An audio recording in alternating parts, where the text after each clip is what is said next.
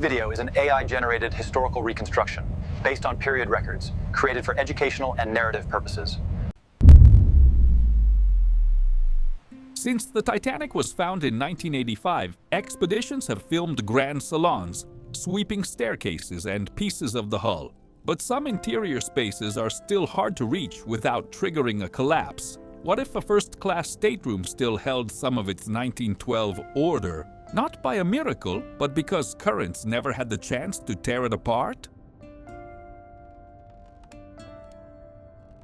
Before we slip through that opening and see what the ocean still hasn't rearranged, hit like, subscribe, and come down with me on this descent.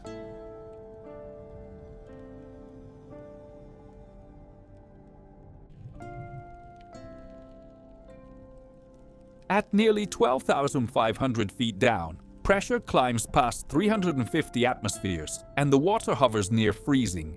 Down here, even getting close is a risk. Fatigued metal can snap, and one wrong move can kick up silt that wipes the image clean. So the team starts by mapping the area with sonar and holding a constant altitude so they don't scrape the wreck. The ROV makes tiny heading corrections, staying aligned with the corridor, steering clear of jagged edges.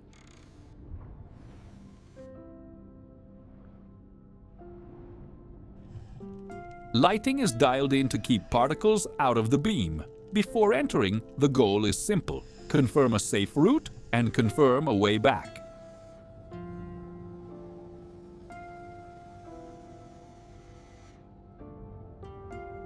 The Titanic doesn't present itself as a single ship anymore. It's warped volumes and corroded surfaces, where the original form only shows up in fragments. Rusticles and deep pitting signal steady material loss, especially along seams and joints.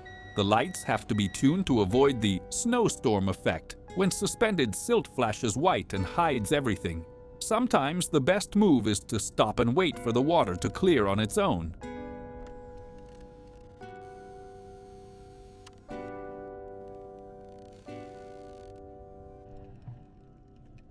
The ROV favors areas with better structural integrity and weaker current. The mission is to reach a first-class connected interior zone without speeding up collapses already in progress.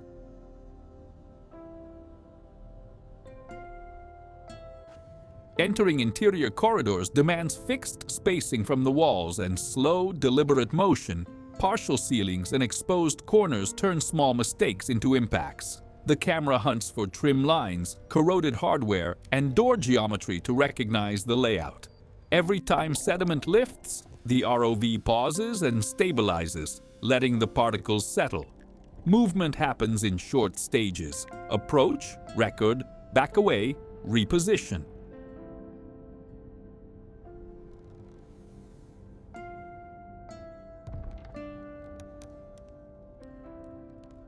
The goal is to document without touching, even when curiosity wants to push deeper. That's how an ordinary corridor can lead to a space rarely seen on camera. In 1912, Titanic's first class ran like a hotel in motion. Cleaning schedules, routines, and objects kept in predictable places. Stewards kept cabins orderly, and that wasn't just for looks. It reduced falls and shifting when the sea rolled. Dishes, luggage, and personal items tended to follow a logic of organization, not improvisation. That matters because in more sheltered compartments, parts of that arrangement may have been locked in place by sediment.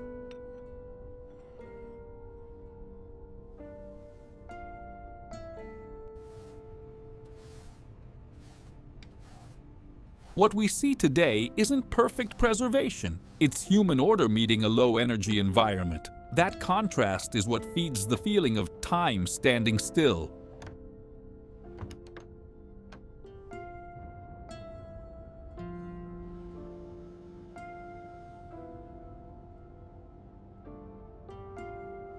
Back at the wreck, finding the stateroom depends on recognizing doors, joints, and surviving trim that still lines up. Instead of rushing inside, the ROV frames the opening from outside and checks distances with minimal movement. That cuts turbulence and avoids contact with structures that look solid but may be hollowed out from within. Sonar helps confirm corridor continuity and choose angles that maximize spatial readability.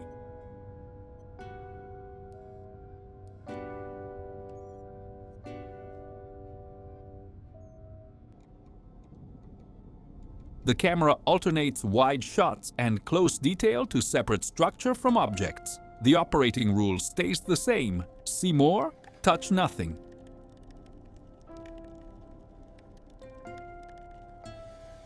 Up close, different materials surrender to the deep in different ways. Ceramic and glass can endure for decades, while steel and fittings keep transforming into corrosion and biological deposits. Wood darkens, swells, and loses stiffness. But under silt, side lighting can still reveal grain and texture. Brass handles oxidize and become reference points, clues for identifying furniture and positions.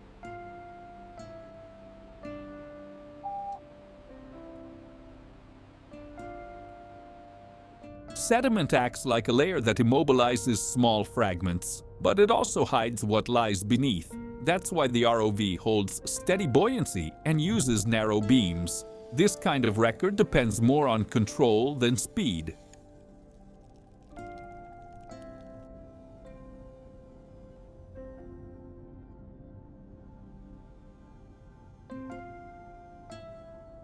In here, sediment sets the pace.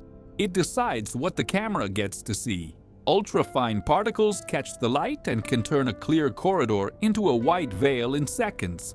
So the lights stay low, the beam stays tight, and forward motion becomes almost millimeter by millimeter. When the underwater dust rises, the team stops and waits for it to settle, even if it costs time.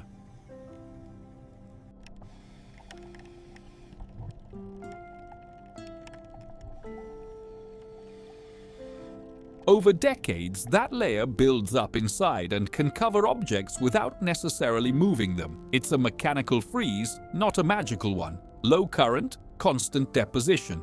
That's where stopped in time really begins.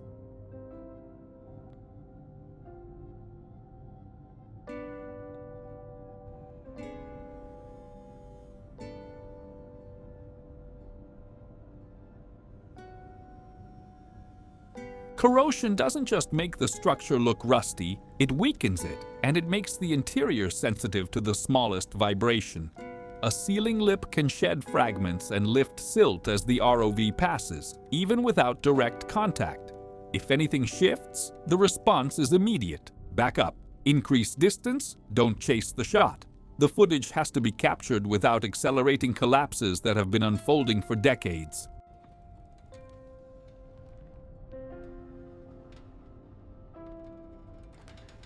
Thruster power is limited, and positions are chosen so the tether won't scrape sharp edges. That's why progress comes with pauses, repositions, constant checks. Site safety comes before the image.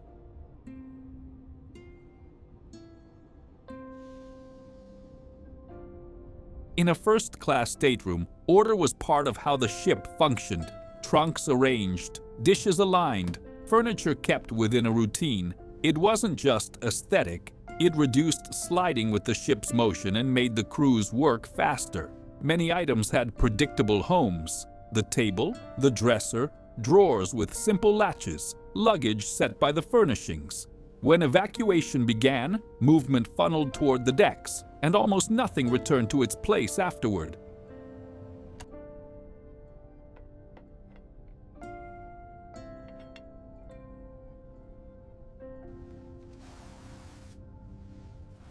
In some rooms, objects stayed where they were left in the moment people walked out.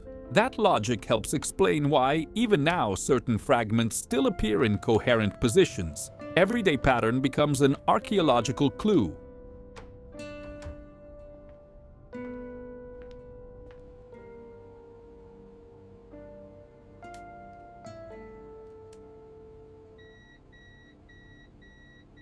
Now the priority is documentation without contact and without cleaning the room with turbulence. The ROV works from outside the opening, sweeps the doorframe with light, and holds long takes to reduce suspended particles.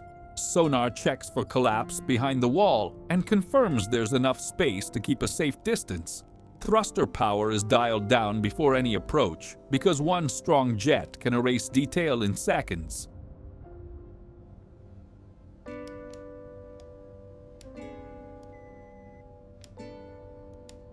If you want to follow this exploration with evidence and history front and center, hit like, subscribe, and stay with me, because the stateroom framing starts right here. What comes next depends on this fine control.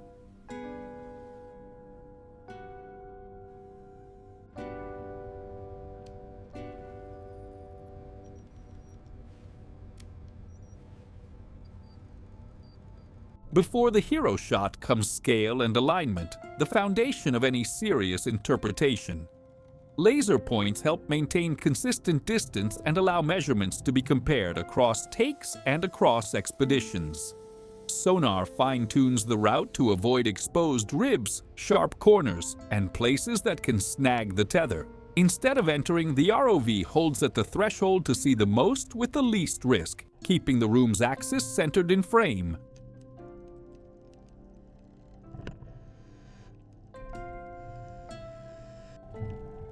The camera looks for cabin signatures: the edge of a dresser, the outline of a mirror, the line of a table, and the places objects would naturally collect.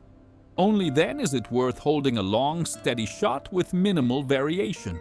The goal is to capture a state of the environment. This video is an AI-generated historical reconstruction based on period records, created for educational and narrative purposes. Inside, the stateroom reads as something domestic, something recognizable. The light catches geometry, a dresser-like form, the contour of a frame, a table area arranged in a way that still makes sense. Broken ceramic remains in place because sediment pins small fragments down and prevents rolling. Nothing here is untouched. It's partially preserved inside a low-energy environment where change happens slowly.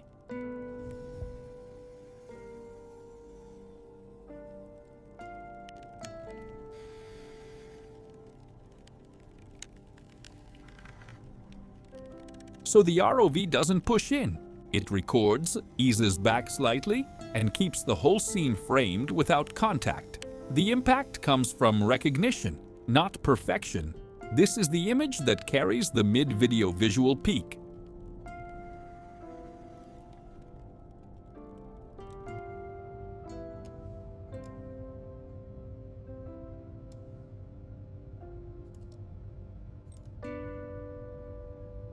Sweeping the beam helps separate two layers of the same room, what collapsed and what stayed pinned to the floor. In a pocket of weak current, small objects can remain for a long time without rolling, as if they were stored by the silt. But the process never stops. Corrosion, bacteria, microcollapses. The space is reshaped slowly, without a single dramatic event. The team alternates angles and repeats visual references, so future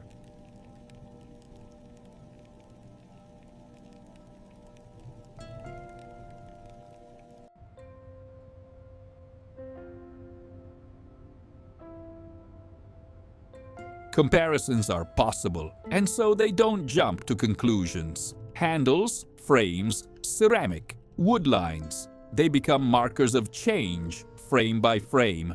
Time that never passed is, in reality, a rare interval.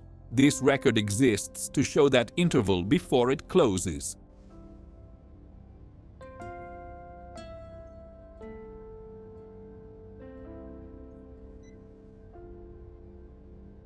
With the stateroom documented, the mission shifts to a safe exit, and that too is part of the data. The ROV backs out centimeters at a time to avoid the door frame and avoid lifting silt, always maintaining an angle that guarantees a return along the same path. One last long take preserves context before leaving the opening and helps confirm the sediment wasn't disturbed.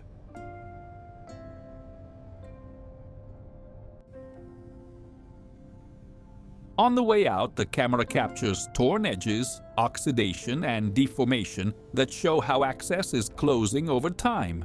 The jump from a readable interior to a fractured corridor explains why that room lasted longer than its surroundings. The exit has to be as careful as the entry.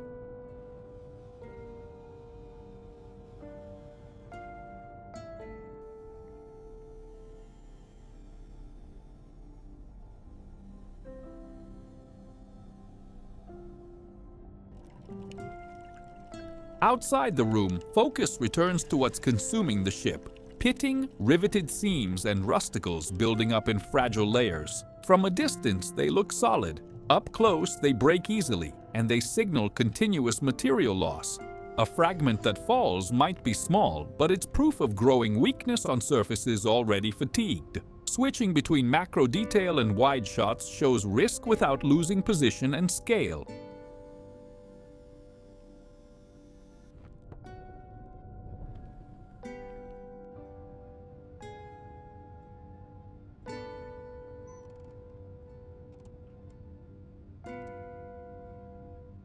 Every approach demands micro-adjustments to avoid turbulence and needless vibration. This is where documentation also becomes damage control. Record, then back off before the environment answers back.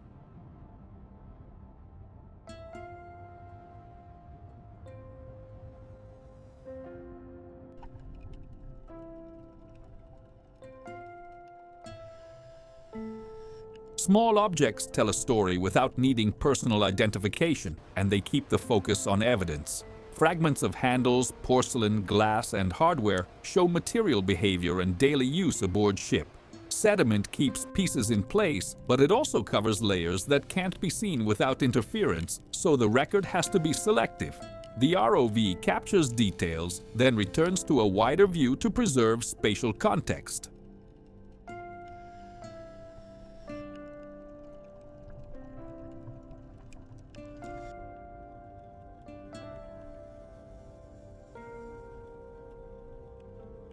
The data isn't just the object, it's where it is and how it's pinned to the silt.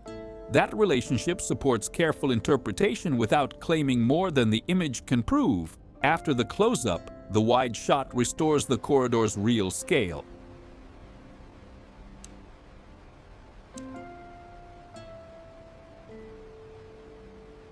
In the 1912 reconstruction, the mood shifts from routine to logistics. A new vibration in the hull, a sense of stopping, more movement in the corridors. Passengers grab coats and leave rooms that were orderly minutes earlier, taking only what matters. Stewards move with life vests and guide routes toward the decks, keeping people flowing without visible panic.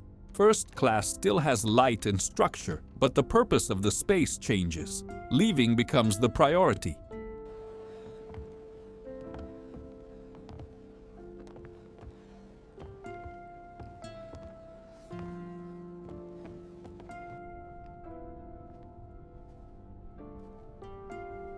Many objects remain because nobody comes back to reset anything after that first movement. That moment of departure helps explain what was left behind in the room. The everyday becomes a frozen instant by interruption, not by intention.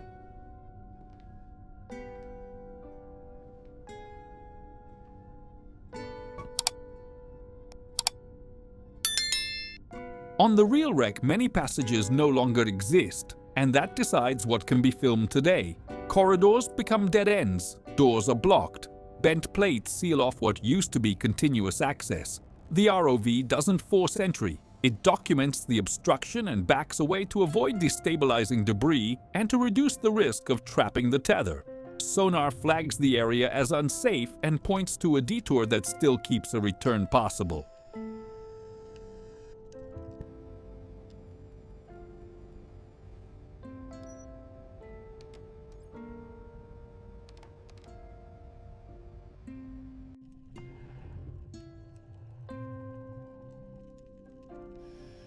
Instead of going farther, the priority becomes protecting the equipment and the site. That discipline is what allows filming to continue without causing damage. The safe path preserves the visual story.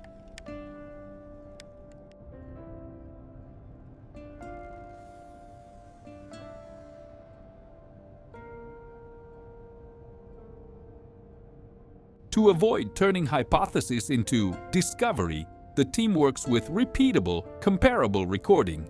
laser scale, constant speed sweeps, and overlapping imagery support later analysis and approximate reconstructions of space. The ROV holds position during longer captures, reducing motion noise and light variation. Not every door or fragment can be assigned a function with certainty, especially in heavily deformed areas.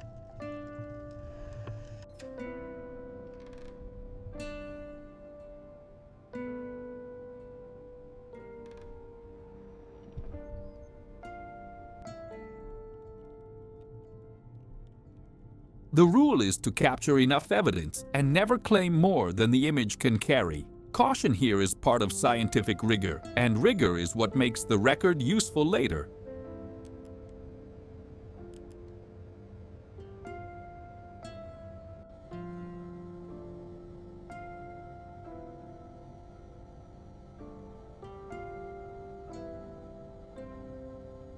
On the return route, subtle differences appear, and they help explain preservation, silt drifts, mild currents, more open areas that steadily collect particles. The way back is data too, because it shows where the environment is more active and where deposition is more intense.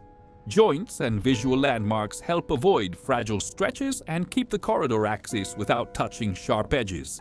Small shifts in sediment hint that the site quietly reorganizes over time, even without human interference.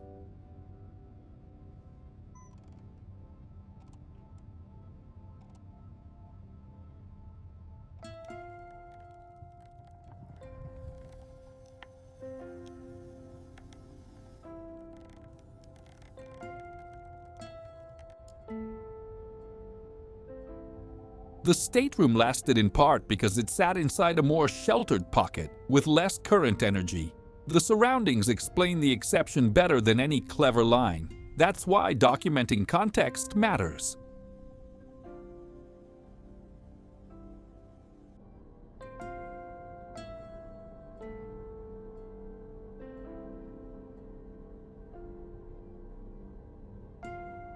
Before leaving for good, the ROV repeats the shot from a distance. No entry, just consistency for comparison. Laser scale returns to the same point, and the angle again highlights the dresser, the table, the frame. A final controlled check. The sweep is short and disciplined to avoid lifting dust, and long takes let the space read as it is. Stable in the frame, fragile in the structure.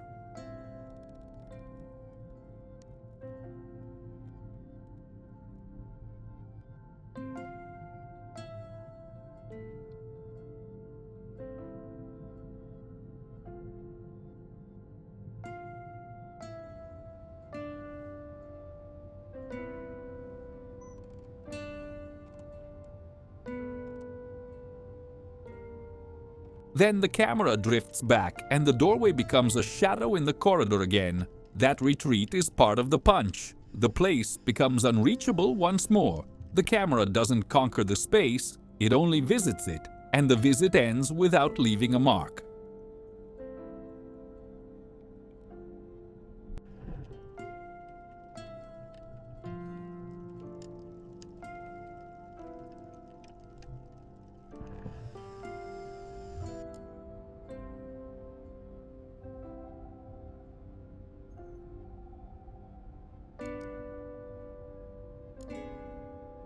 The interior exit follows the same protocol as the entry. Slow, with pauses for silt to settle, and checks to confirm alignment at every junction. The ROV reduces power and keeps the beam low, because visibility depends on disciplined movement. Limited light reinforces the deep sea rule. Outside the cone, everything becomes instant darkness. The last interior frame shows a torn opening into a larger space, where contact risk drops.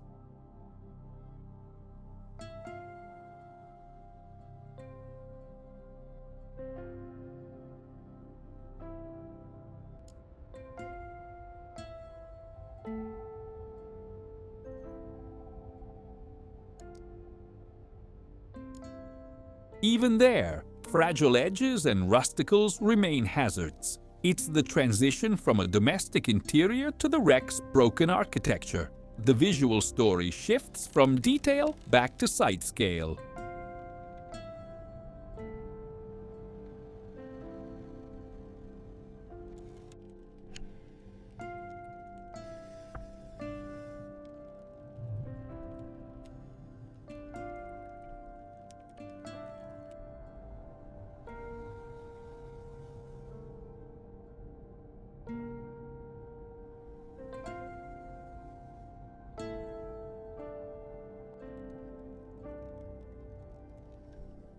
Outside, the Titanic becomes a landscape again, debris fields and corroded surfaces, without the visual comfort of a recognizable room.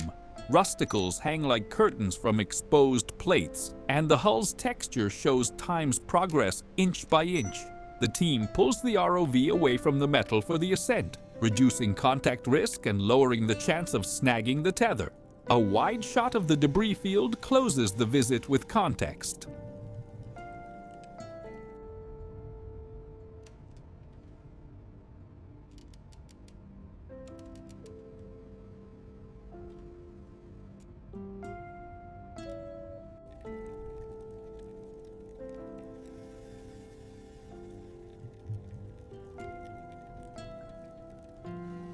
This isn't one isolated room, it's an entire site in motion. As the lights tilt upward, the wreck starts to fade into black. Darkness takes control fast, and the camera leaves with what it managed to capture.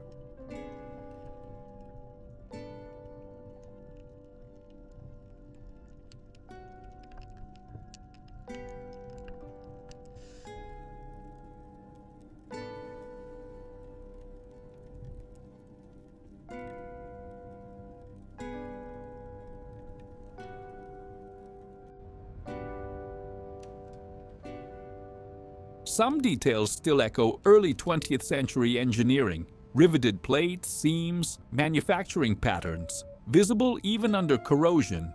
Today, those same surfaces become a material record of construction and decay, useful for comparing change over years. The ROV keeps its distance to avoid breaking fragile biological formations and to avoid stirring silt from the bottom. Dark fragments on the seabed fill out the scene without demanding interpretation beyond what's visible.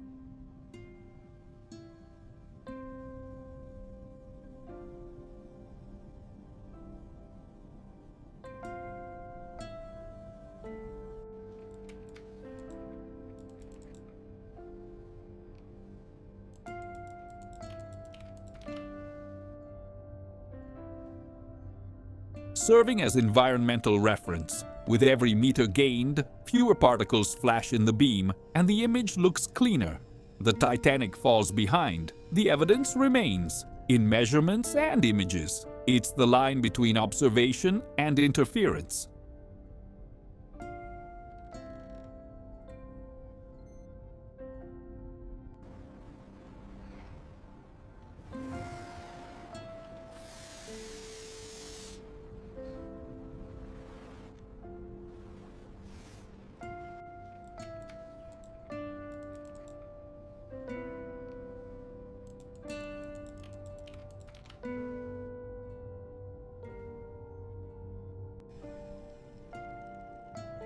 Ascent requires strict control of speed and tether tension to avoid jerks and swing that could damage equipment. On the support ship, telemetry and tether angle are monitored constantly, along with image stability. The team organizes the capture and makes sure the essential sequences are secured for analysis, without relying on fast conclusions in the moment.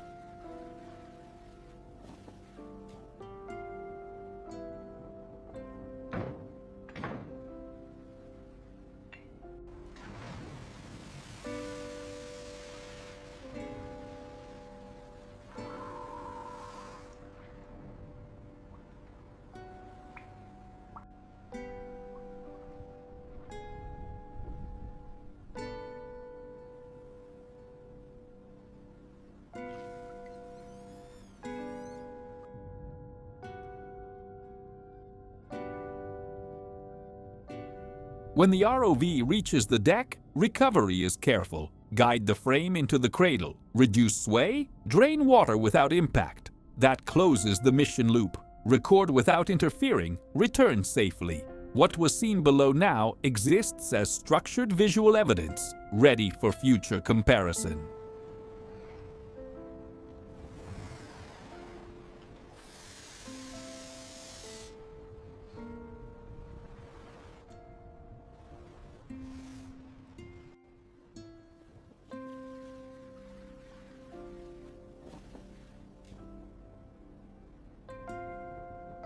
With the ROV at rest, the surface feels ordinary. wind, waves, horizon. Like nothing happened. Down below, the stateroom remains unreachable in total darkness, nearly 12,500 feet down, where pressure and cold never let up. The feeling of time that never passed is a brief window created by low-energy water and sediment locking fragments in place.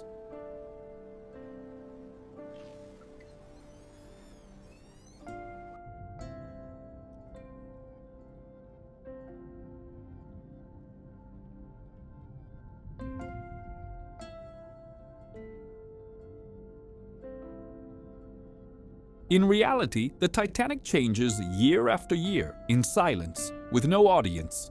What the expedition brings back is a reference record, a baseline for what will vanish and when. And when the camera turns back toward the sea, one thing is clear: the world moves on above the waves. The past does not.